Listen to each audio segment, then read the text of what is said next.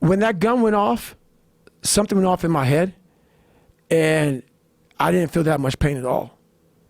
Afterwards, I did, but something happened where I was like, the gun went off, and that thing came back. Like, all right, man. Because I wanted to qualify for Boston. That was my goal. But I was jacked up, you know, and I didn't run as much as I should have at all over my Iraq training.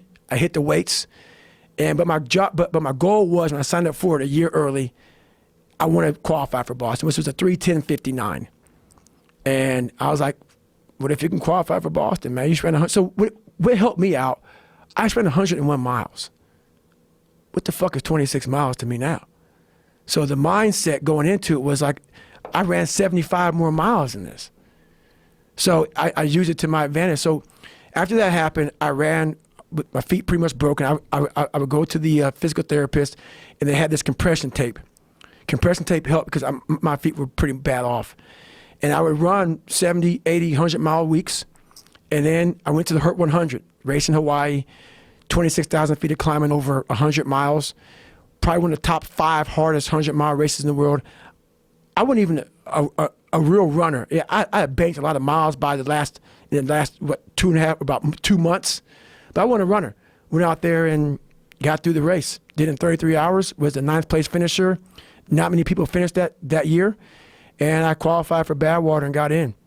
And I went on to lose weight and train hard, and I got 5th my first year and went back my second year and got 3rd.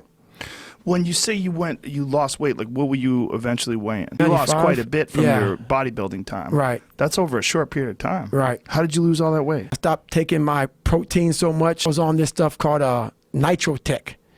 And I got off all the protein stuff, and I stopped hitting the weights so hard. And I just became a running fool, pretty much. Pretty simple, man. That's what happened. Now, when you say you were using compression tape on your feet and that your feet were jacked up, what was the extent of the injuries? So basically, because of my pronation that I never figured out, because of my psoas muscles, I always had issues with stress fractures, shin splints. So I put a lot of pressure on the inside of my ankles.